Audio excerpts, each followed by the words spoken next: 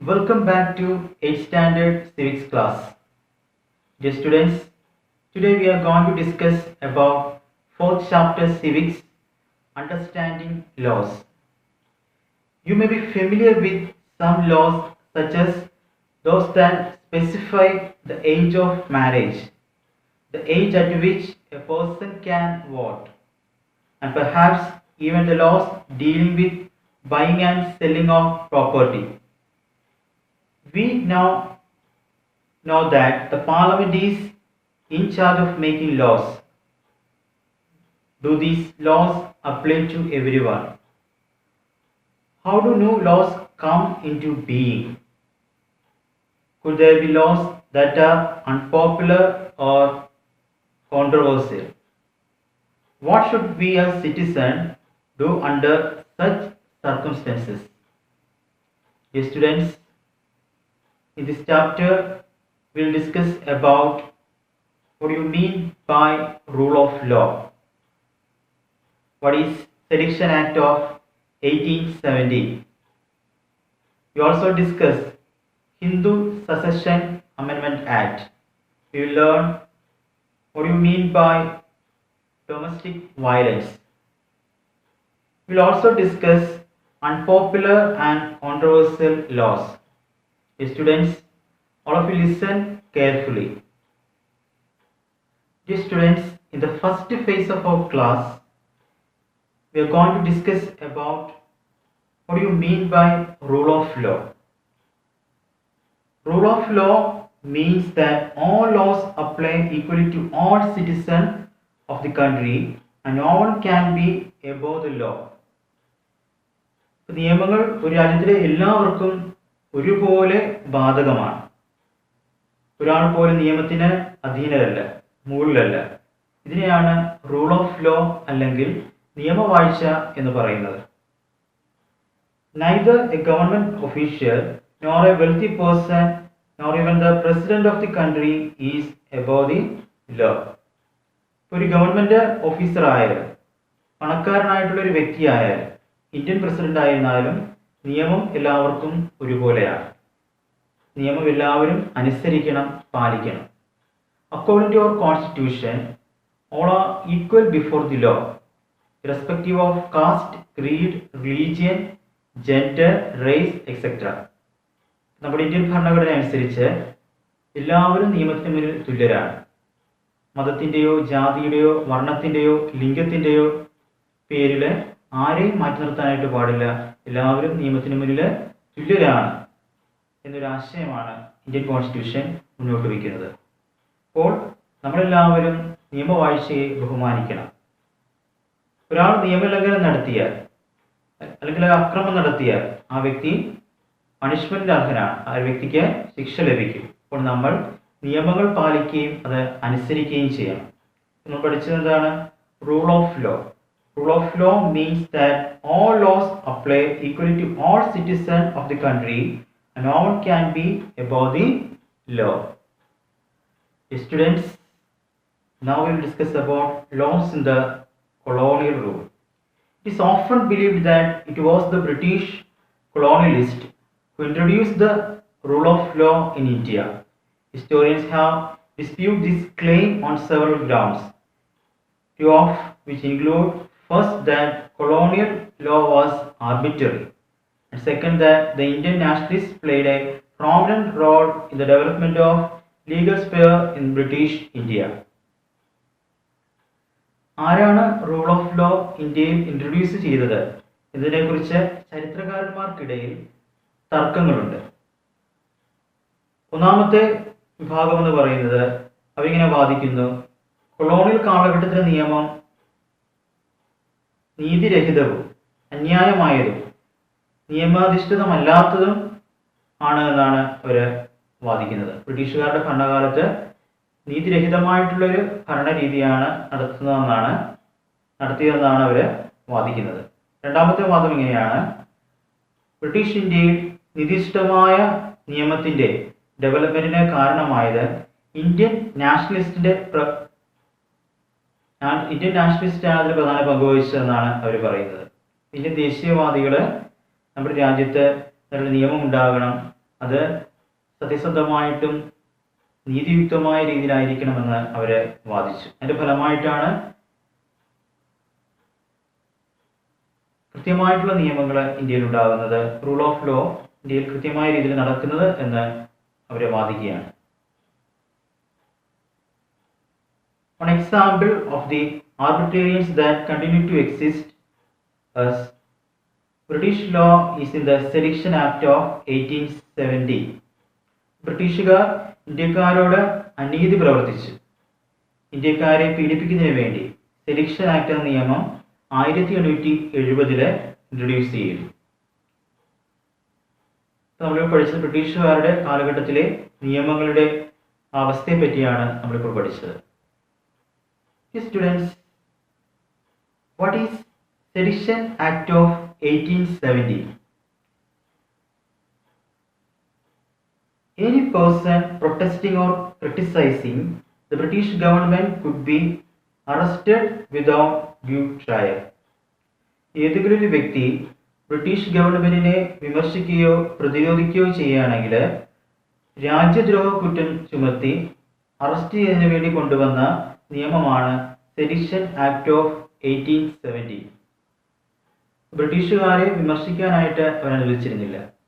അവർ കാണിച്ചിരുന്ന അനീതിക്കും അക്രമത്തിനുമെതിരെ ഇന്ത്യയിലെ ദേശീയവാദികളും അതുപോലെ സ്വാതന്ത്ര്യ സമര പ്രസ്ഥാനത്തിലുള്ളവരും അതിനെതിരെ ശബ്ദമുയർത്തുകയും സമരങ്ങൾ നടത്തുകയൊക്കെ ചെയ്തു. അപ്പോൾ അത് രാജ്യദ്രോഹ കുറ്റം ചുമത്തി പിടികൂടുന്നതിന് വേണ്ടി കൊണ്ടുവന്ന ലോയാണ് സെഡിഷൻ ആക്ട് ഓഫ് 1870. അങ്ങനെ അവർ യാതൊരു കാരണമില്ലാതെ ആളുകളെ ജയിലടക്കുകയും അവർ ശിക്ഷിക്കുകയും ചെയ്തിരുന്നു. അപ്പം അതിന് അനേകം ഉദാഹരണങ്ങൾ നമ്മൾ സ്വാതന്ത്ര്യ സമര ചരിത്രം പഠിക്കുമ്പോൾ മനസ്സിലാക്കുന്നുണ്ട്. ജാലിയൻവാലാബാഗ് സംഭവമൊക്കെ നമുക്ക് അറിയാവുന്നതാണ്. അവിടെയൊക്കെ കാണിക്കുന്ന മനുഷ്യാവകാശ ലംഘനമാണ് അവിടെ നടന്നത്. യാതൊരു പ്രകോപനവും കൂടാതെ അവിടെ സമ്മേളിച്ചിരുന്ന ആളുകളെ വെടിവെച്ച് കൊല്ലുകയാണ് ചെയ്തത്.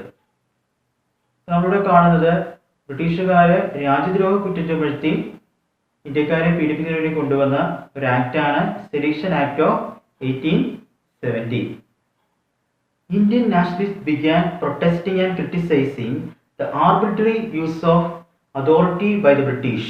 They also began fighting for greater equality and wanted to change the idea of law from a set of rules that they were forced to obey to laws including ideas of justice. ബ്രിട്ടീഷുകാരുടെ അനീതി നിറഞ്ഞ നിയമാധിഷ്ഠിതമല്ലാത്ത പ്രവൃത്തികളെ Indian nationalist വിമർശിക്കുകയും അതിനെ എതിർക്കുകയും ചെയ്തു. തുല്യതയുള്ളതും നീതിയിലും അധിഷ്ഠിതമായിട്ടുള്ള നിയമങ്ങൾ ഉണ്ടാക്കുന്നതിന് വേണ്ടി ഇന്ത്യൻ നാഷണലിസ്റ്റ് ഫൈറ്റ് ചെയ്തു. അപ്പോൾ തുല്യതയ്ക്ക് വേണ്ടിയും അതുപോലെ ജസ്റ്റിസിന് വേണ്ടിയുമൊക്കെ ഇന്ത്യൻ നാഷണലിസ്റ്റ് ഫൈറ്റ് ചെയ്യുന്നതാണ് നമ്മളിവിടെ കാണുന്നത്. By the end of 19th century, the Indian legal profession also began emerging and demanded respect in colonial courts. They began to use law to defend the legal rights of Indians. Indian judges also began to play a greater role in making decisions. For 19th century, Indian legal profession emerge ചെയ്യുകയാണ്.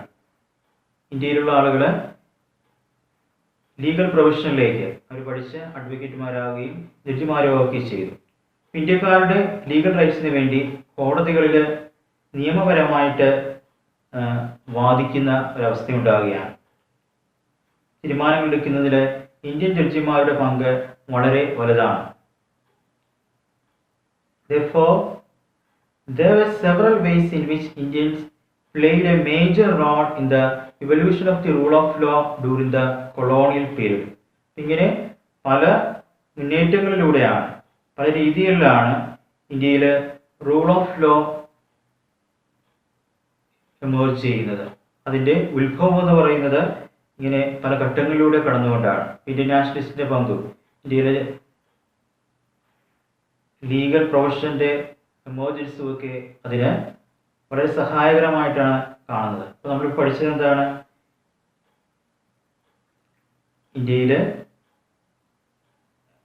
എങ്ങനെയാണ് rule of law emerge ചെയ്യുന്നതിനെ പറ്റിയാണ് നമ്മൾ പഠിച്ചത്. എല്ലാവർക്കും ഇത് മനസ്സിലായല്ലോ.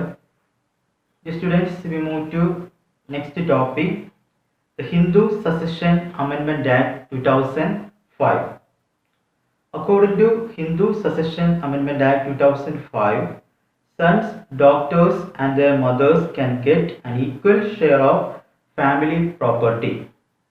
So, Hindu Succession Amendment Act 2005 അനുസരിച്ച് ആൺമക്കൾക്കും പെൺമക്കൾക്കും അവരുടെ അമ്മയ്ക്കും കുടുംബസ്വത്തിൽ തുല്യ അവകാശമുണ്ട്. ഈ നിയമം ഇന്ത്യയിലെ എല്ലാ സംസ്ഥാനങ്ങളിലുള്ളവർക്കും കേന്ദ്രഭരണ പ്രദേശങ്ങളിൽ വസിക്കുന്നവർക്കും ഒരുപോലെ ബാധകമാണ്. അപ്പോൾ ഇന്ത്യയിൽ ഒരു കാലഘട്ടങ്ങളിൽ എല്ലാവരും തുല്യരായിട്ട് കണ്ടിരുന്നില്ല. ആൺമക്കൾക്ക് മാത്രമാണ് സ്വത്ത് കൈകാര്യം ചെയ്യാനും അത് അവകാശമായിട്ട് ലഭിച്ചിരുന്നത്. അപ്പോൾ അവിടെ ഒരു ജെൻഡർ ഡിസ്ക്രിമിനേഷൻ അവിടെ നമ്മൾ കാണുകയാണ്. പെൺമക്കൾക്കും അതുപോലെ സ്ത്രീകൾക്കുമൊന്നും സ്വത്തിൽ അവകാശമില്ല. ആ സന്ദർഭത്തിലാണ് ഹിന്ദു സസഷൻ അമെൻമെന്റ് ആക്ട് 2005 വരികയും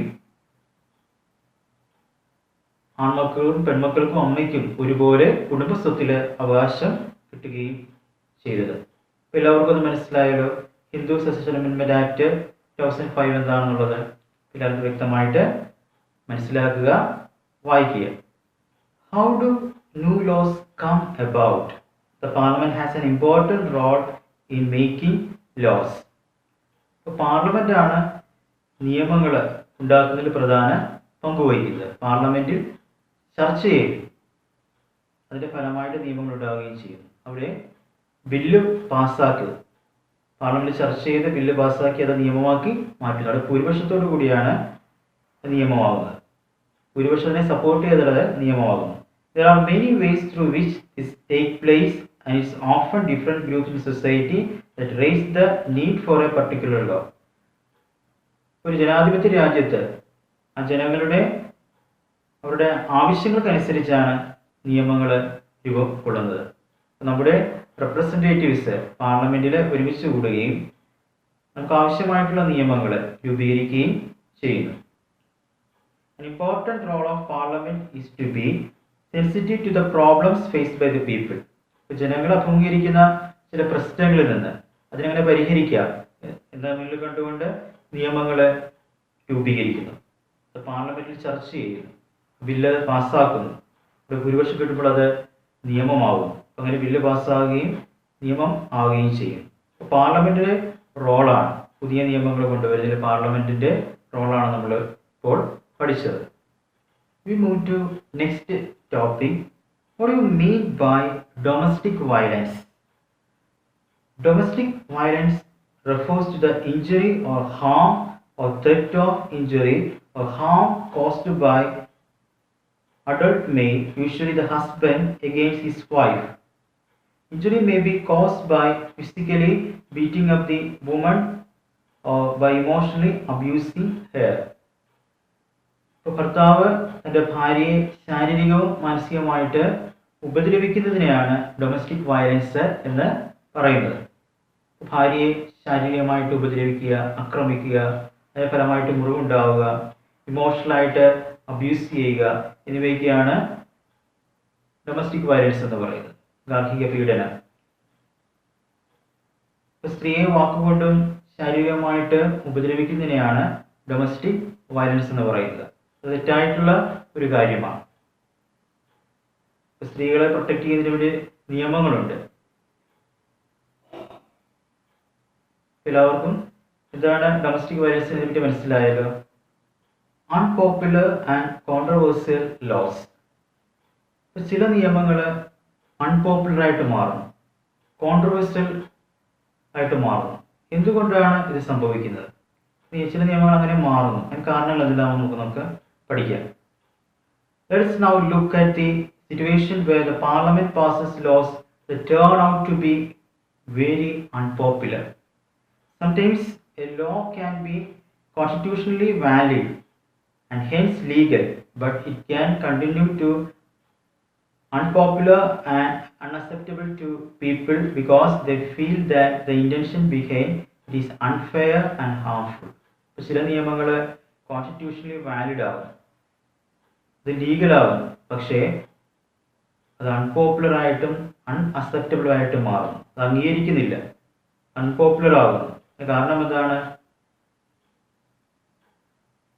the intention behind it is unfair and harmful.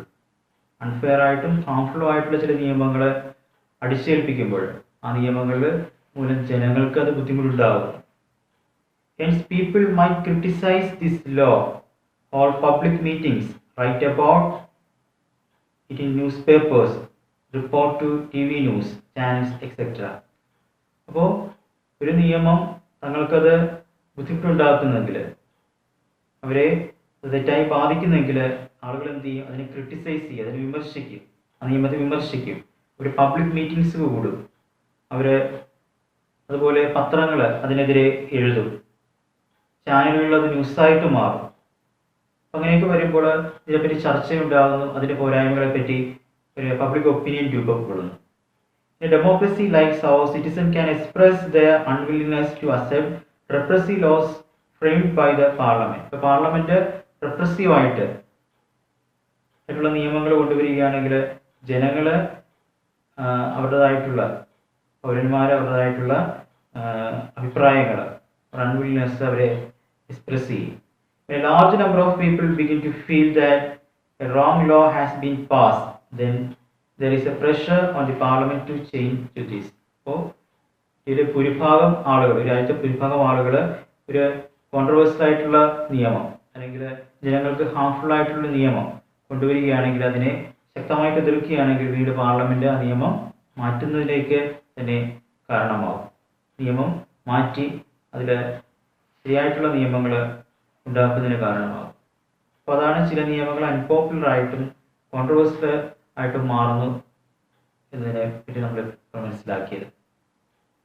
എല്ലാവർക്കും കാര്യം മനസ്സിലായല്ലോ?